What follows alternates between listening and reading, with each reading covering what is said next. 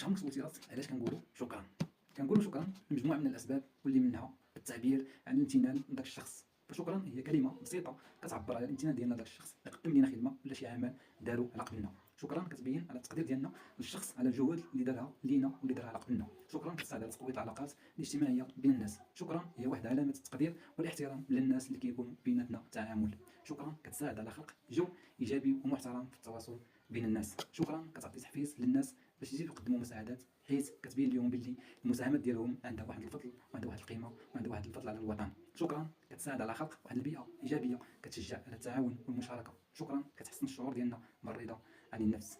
اما بالنسبه لكلمه شكرا للاطفال فهي واحد الكلمه مهمه باش يتعلموا التقدير والاحترام للاخرين، وكتساعد على غرس قيم ايجابيه في النفوس ديال الدراري الصغار. في الختام شكرا هي واحد الكلمه بسيطه ولكن ليها معاني عظيمه. من المهم انك تقول شكرا لاي واحد قدم لك خدمه ولا كلمه طيبه او مهما كان